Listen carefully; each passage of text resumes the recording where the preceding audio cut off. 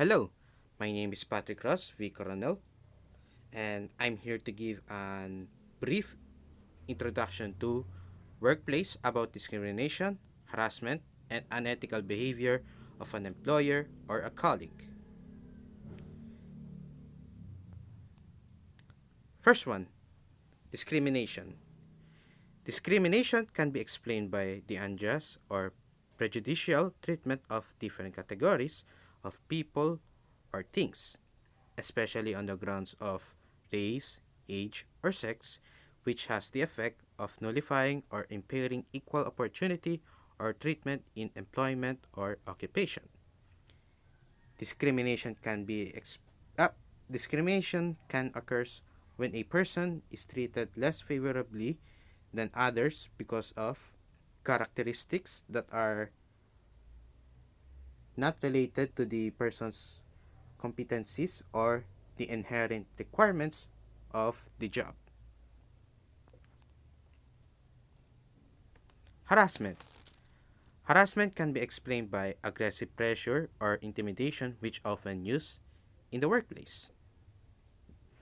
Workplace harassment may also consist of offensive conduct based on one or more of the protected groups above that is so severe or pervasive that it creates a hostile or offensive work environment, or when it results in an adverse employment decision.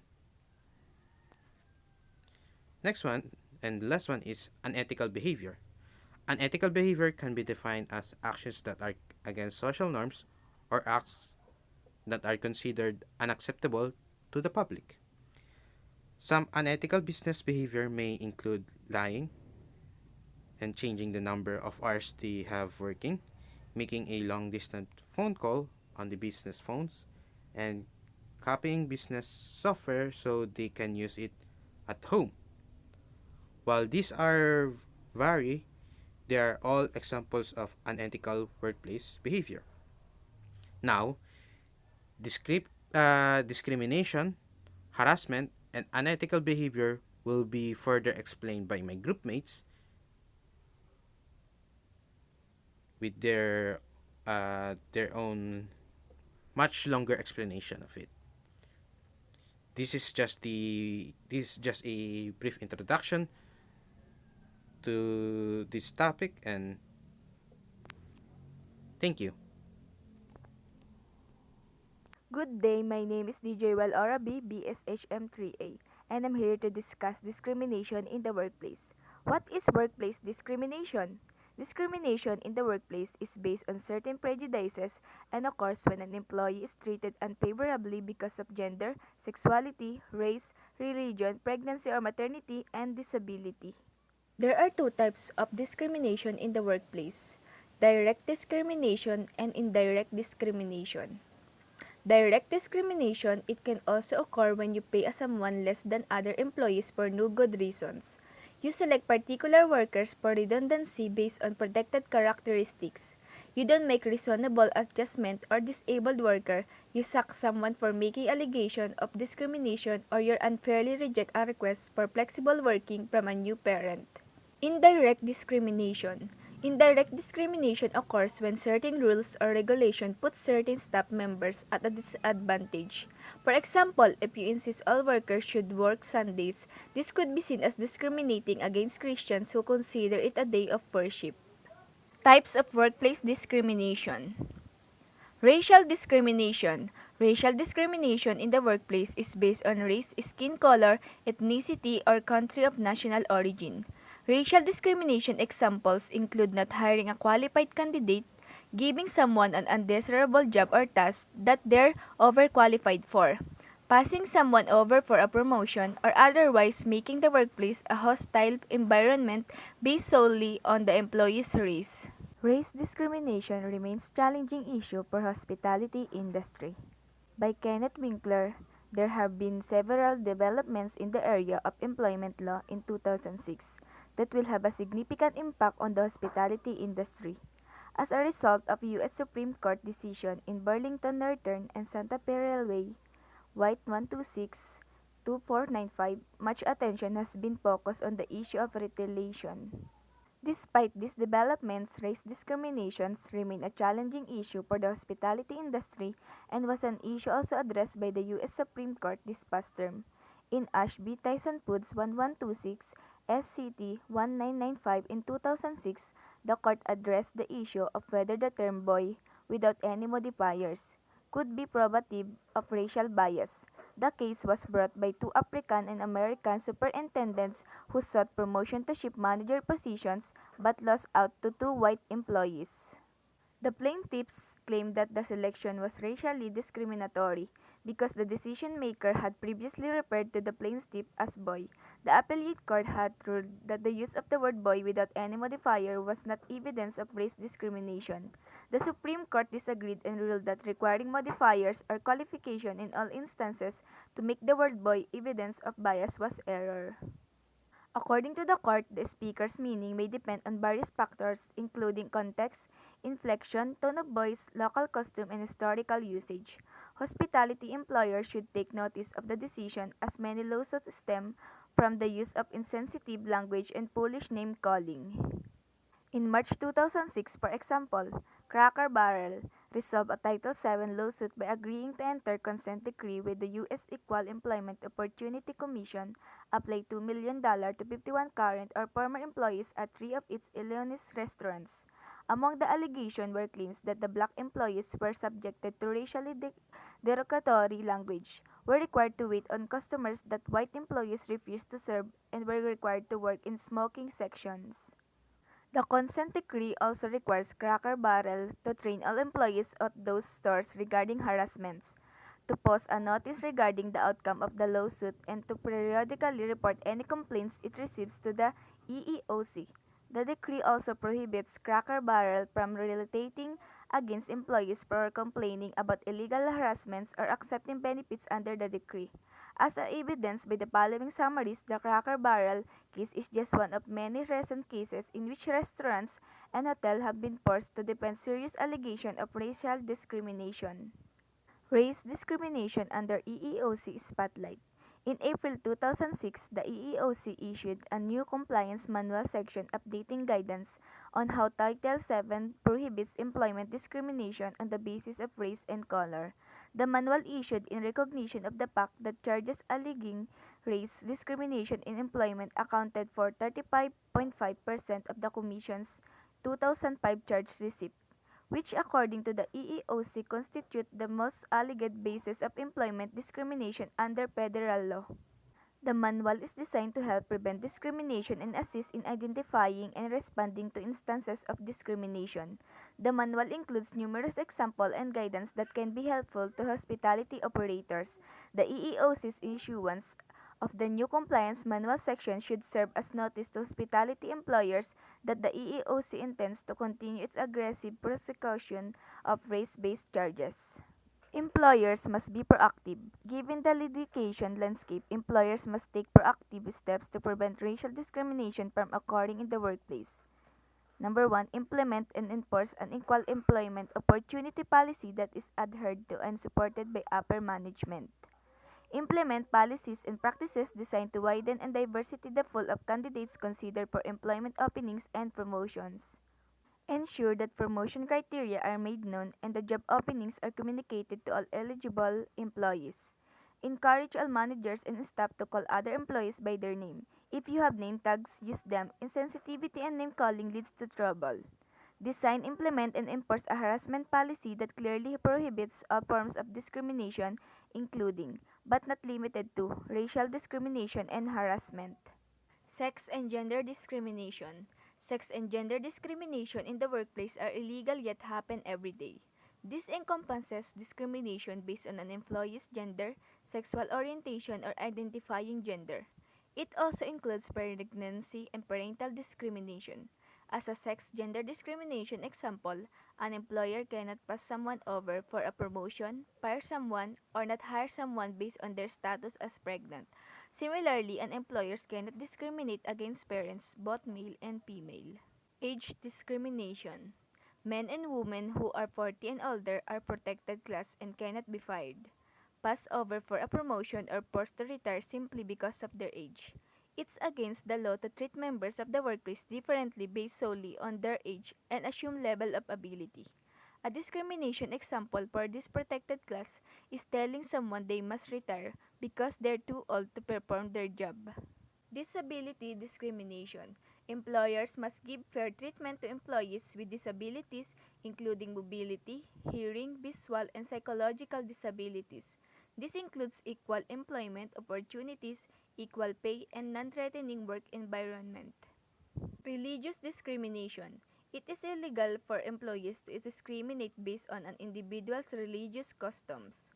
Businesses are required to make reasonable accommodation of an employee's religious beliefs as long as doing doesn't have excessive negative consequences for the employers. Examples discrimination in the workplace. Not getting hired, being passed over for a promotion, denying disability leave, retirement option, or maternity leave, terminating an employee based on a personal characteristic or attribute, exhibiting favoritism during promotion and company restricting instead of promoting based on professional merit. Protected attributes for all employees. Everyone is entitled to fair treatment in the workplace. Age, country of origin, gender identity, race, color, religion, sexual orientation, disabilities. How do you prove discrimination in the workplace? It can be challenged to prove you've been discriminated against in the workplace, but it's not impossible with the right legal counsel and approach. You can prove workplace discrimination and get the compensation you deserve. For example is yung gender identities. Minsan sa isang workplace, they treated kung anong gender ka, halimbawa babae. Minsan hindi nila pinapagawa ang mga usual na gawain ng mga lalaki kasi sa tingin nila na hindi mo kayang gawin yung trabaho nila. Steps employers can take to ensure they aren't discriminating. Recruitment. Avoiding discrimination starts before you even employ someone.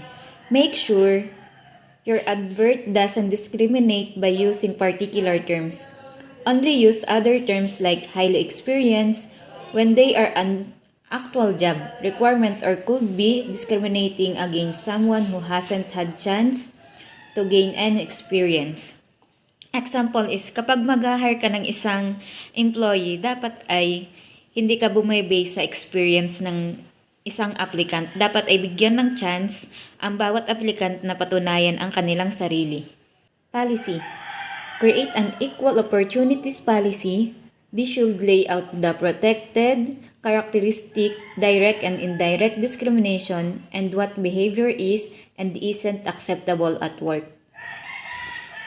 By having such a policy in a workplace, you are already showing them you are a caring employer who believes in equal opportunity and will make sure they are treated fairly. Dapat the employers can create a policy about sa equal treatment sa mga may disabilities including their hearing and visual and fair treatment sa bawat isa. Respect.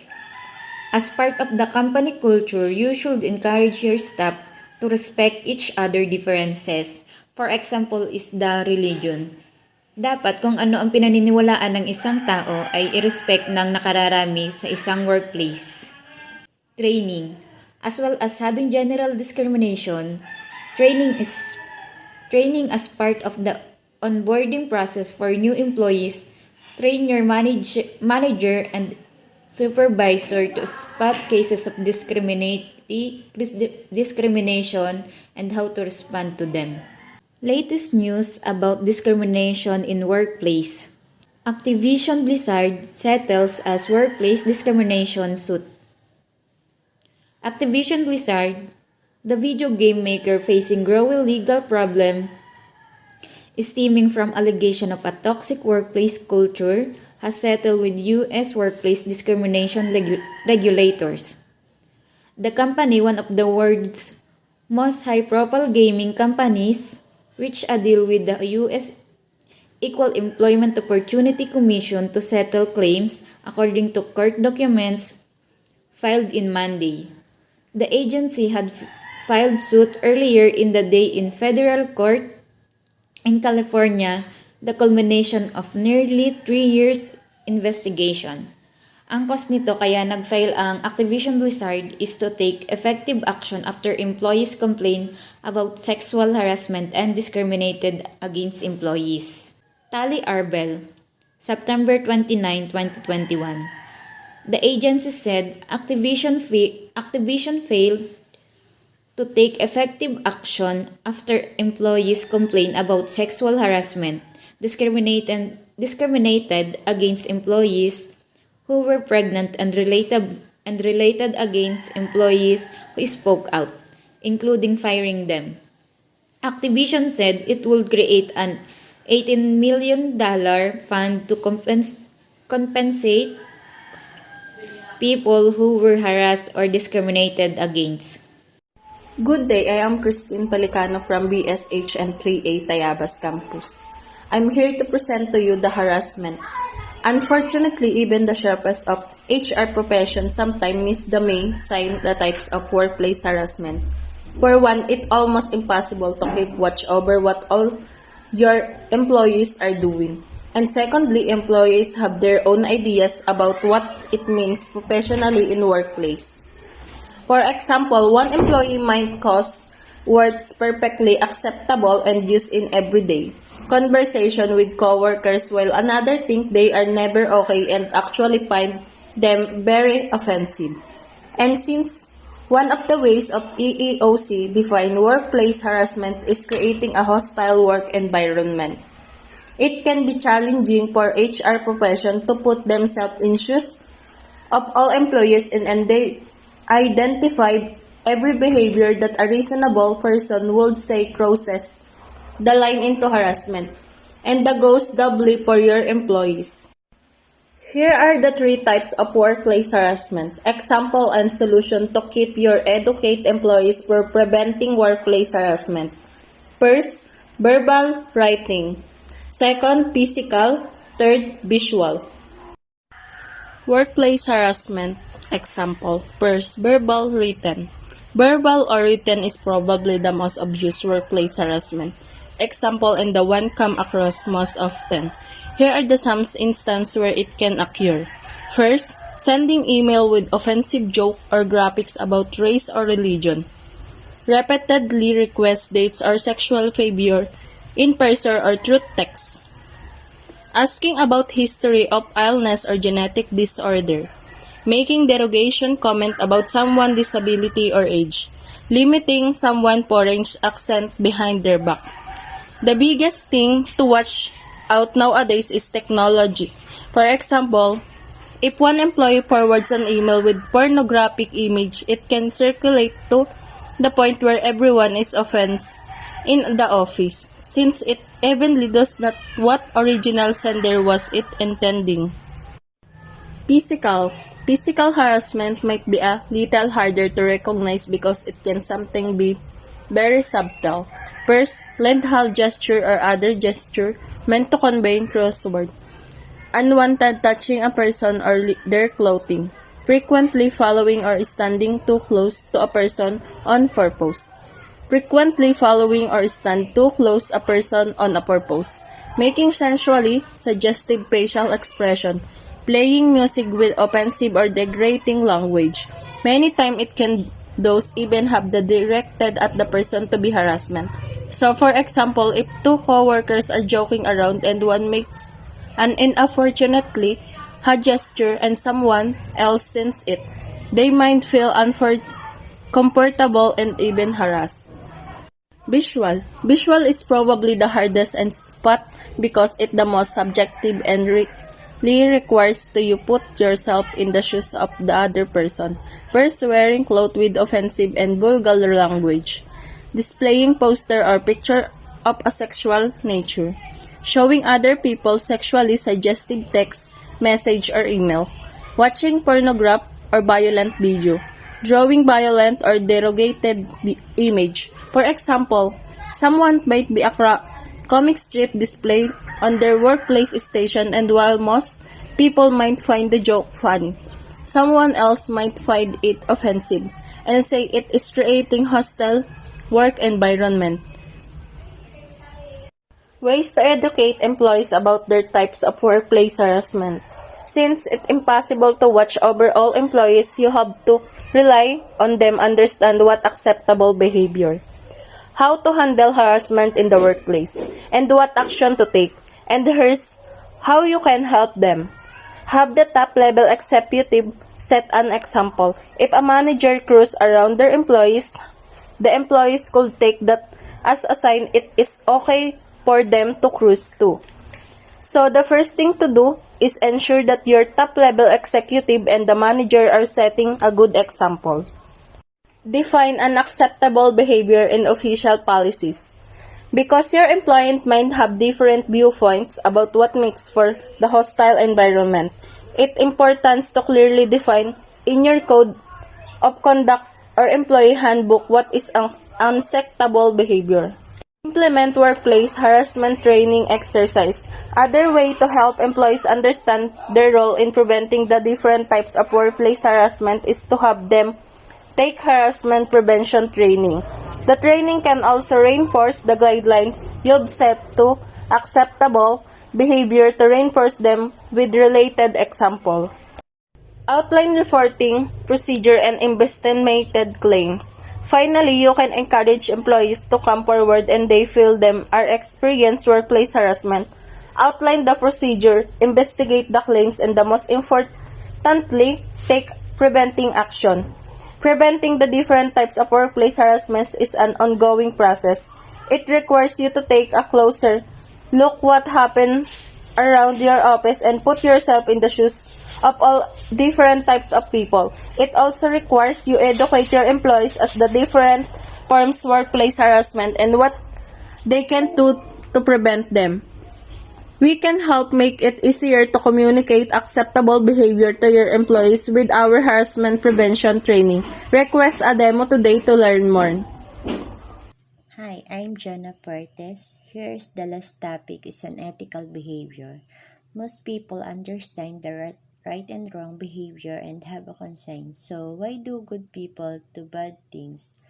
Let's discuss some of reasons why unethical behavior occurs. You probably realize that because of their personalities, some people have a higher level of ethics than others, as integrity is considered a trait. Types of unethical behavior at work. Dishonesty. A culture of lying and dishonesty is affecting American business behavior and society, and this behavior have become more common and accepted. Moral development. A second factor of affecting ethical behavior is moral development, which refers to distinguish right from wrong and choosing to the right thing. Next is self-interest. At the first level, the pre-conventional level, a person chooses the right and wrong behavior based on self-interest and likely consequences of behavior, reward and punishment. Conventional behavior. To those ethical reasoning has advanced to the second. Conventional level seek to maintain expected standard and live up to expectation of others. Incentives. We respond to incentives and can usually be manipulated to behave ethical and unethical if we find the right incentives. Character. Most often when people behave unethical, it is not because they some type of character flaw or were born bad. Lying is unethical. Why? Example, lying to employee. The fastest way to lose the trust of your employee is to lie them. If you as employee, whether they're a manager or supervisor, has lied to them within the past year, you may be surprised at the result. Violating company internet policies unethical. Example, cyber slackers, their terms of identify people who surf internet when they should be working. This is huge. Multiple billionaire dollar problems companies who would have that checking your Facebook or our account is becoming an ethical issue. Respecting employers' property. Carelessness or misuse of property company can lead diminished reputation or job termination. Example include illegally copying company software, taking office supplies for home use. The cost of this action add up employers and affect company culture and budget balance sheets. Example of unethical behavior in the workplace. Deliberation deception in the workplace. Example includes taking credit for work done by someone else, calling in sick in order to go to the beach, sabotaging the work of another person. In sales, misrepresenting the product or service to get the sale. There are other examples of deliberate deception, but these show how damaging deception can be by using person trust to undermine his the right and securities. Violation of conscience. Example: your sales manager calls you in his office and threatens to fire you unless you sell 50 large toasters. You know the large toaster are inferior products and have selling the small toaster to your customer instead. To keep your job, you must violate your conscience and recommend that your customer buy the large toaster. He may be engaging in ethical conduct because the top management opposed him by treating his job too. Failure to honor commitments. Your boss promises you an extra day off if you rush out an important project by certain date. You work late hours, finish the product before the deadline. Ready for your day off. You mention it your boss who respond, "No, we have too much work to do."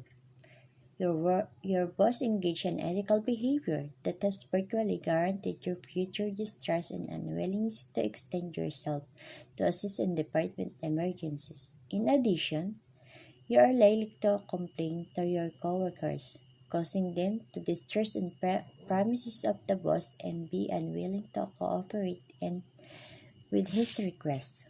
Tip and other unlawful conduct. Example: the person is stole from company by funding her expenses account or taking supplies for personal use or losing her job. If a company decides to overlook such a tip on basis of maintaining employee morally by not firing an unpopular employee, other employees will still today can feel they are getting the same deal as a day coworker. This type of unethical behavior that sends company executives to jail. Disregard of company policy. An employer is under the bill is concerned about avoiding lawsuit and angry customer because those things negatively affect profitability. Most employers clearly state the company policies against deception, coercion, and illegal activities. Corporate trustworthiness help retain customer and value employees, and the loss of either also negatively affects the company profitability. To disregard the company policy is unethical because it has potential to harm the company and other employees. Taking action against unethical behavior. Give unwritten regard. Describe each incident, record date and sign. Get advice from trustworthy people. Collect evidence such as a receipt, invoice, or contracts. Seek observation with others that are trustworthy. Others may explain help. Check personal motives, acting for the right reason. Decide whether the complaint will remain anonymous or spoken openly.